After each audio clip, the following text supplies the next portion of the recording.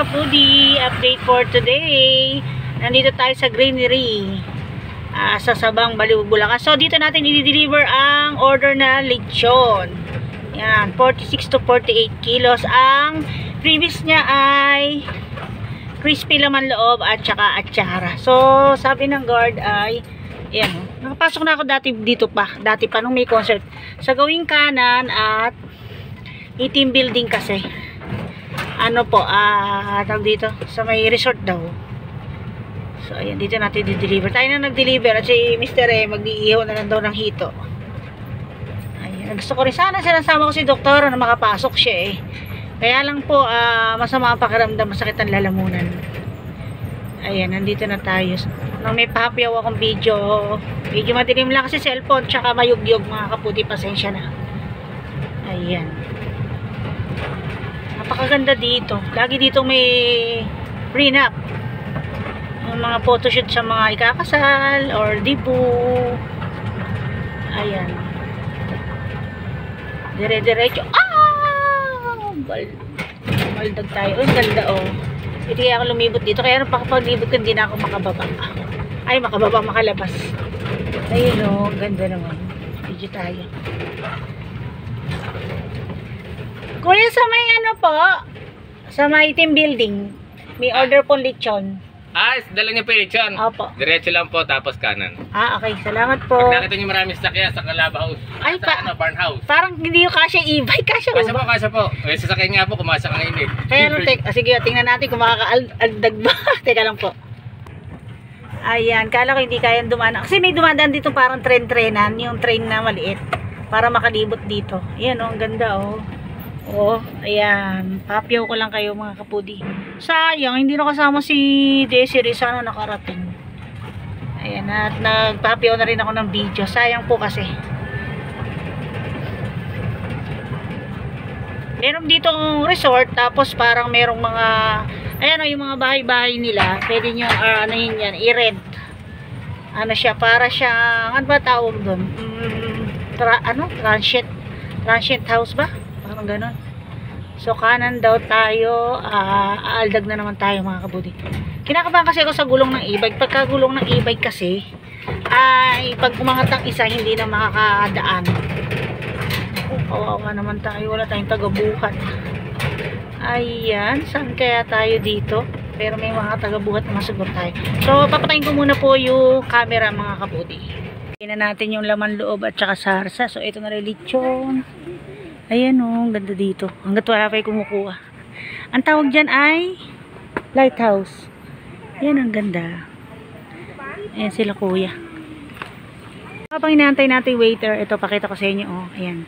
Mga style sa ibang bansa ang mga bahay. Ayan oh, from US.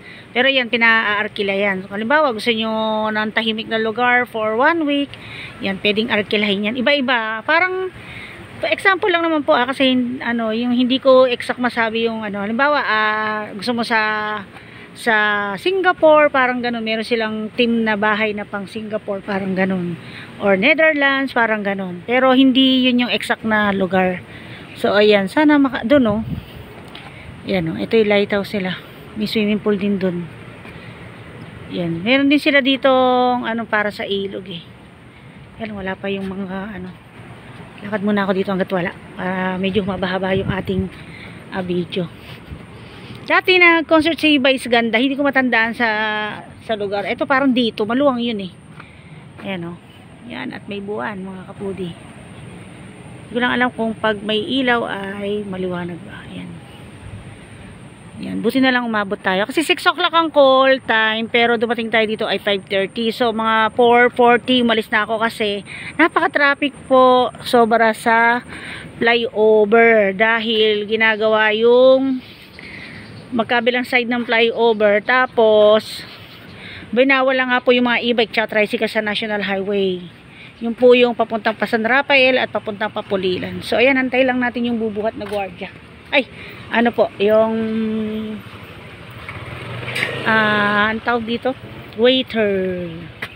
Tapos pauwi na tayo. Ayan, magpapakita ko sa inyo mga kapudi. Kaya lang medyo mukhang malabo kasi cellphone lang po ito. So ayan mga kapudi. Ayan. Uy, hindi bagay. Against the light. Buti na lang po, kaya trabaho din po yung, yung crispy laman loob. Ganun din. Pakukuluan hanggang sa lamang butas pipirito. Ayun. Hindi ko na nakuha kasi yung camera sa akin nakaharap. Yan. Nakaya ni Kuya, macho. So, yan mga kapudi. Uwi na muna tayo. At thank you po kay ma'am sa umorder. Ayan.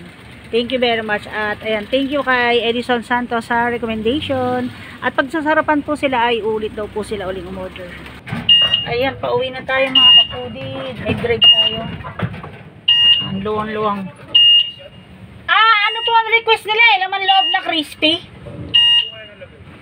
Nakatab po yan na puti. Puti? Oo. Isang ano lang po? Isang tab na yung puting malaki. Tapos, isang tab din na malaking sarsa. Tapos, dalawang atsara. At saka sukang sausawan. Thank you.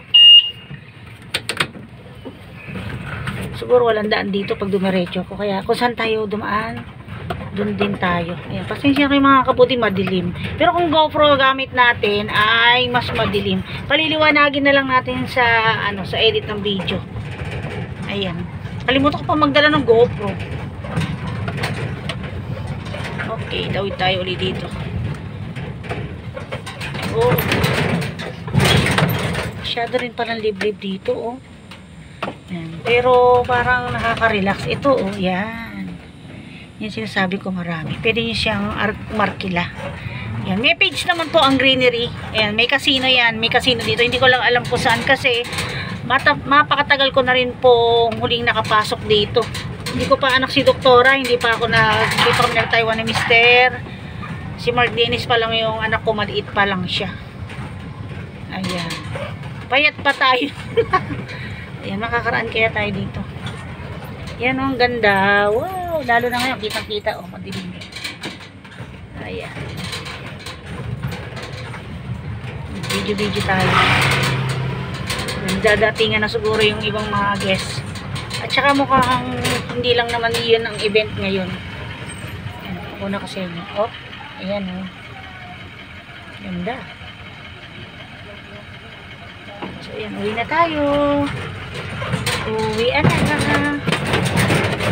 Ayun, kasi ang dami na po kasi nagse-celebrate ng Christmas party. November pa lang. Last week pa lang November. Kasi nga, diba, mas mahal pagdating na ng December. As in, super. Kahit yung uling, dati 400 lang pagkaganyan. Ngayon, 500 na.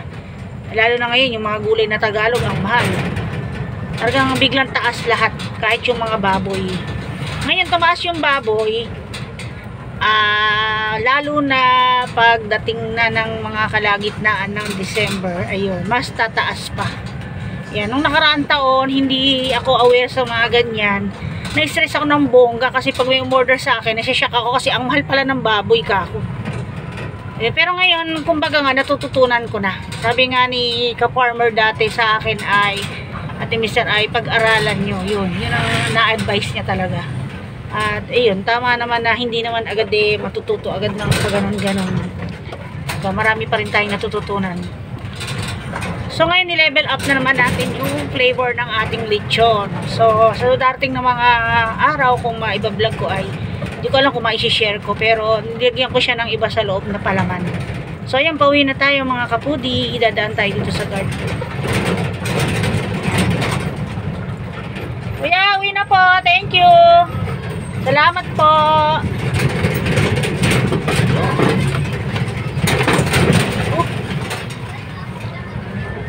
Ayan.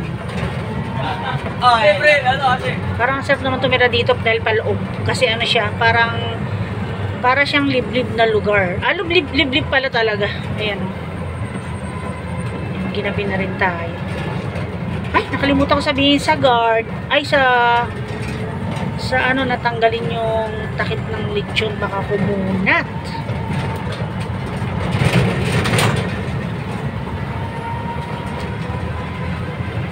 Yan, pag mga kumpanyang ganyan, nakita nyo may mga resibo. So may resibo na sila na nag-ready. Pinapirma na lang nila ako. Yun naman sa pina-order namin na fruit basket dati. Sa doktor yung dineliver. Share ko lang po sa inyo, no? Yun, naghanap din sila ng resibo. Kailangan i-screenshot.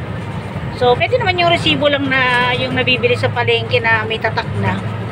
Ang importante kasi yung naresibuhan, tapos pipirma. So, ayan, ito na tayo sa Sabang Baliwag. Nasa highway na tayo at magdadrive na tayo. At ayan, maraming salamat po mga kaputi sa patuloy na suporta at panunood. Thank you. Ingat po tayong lahat at God bless.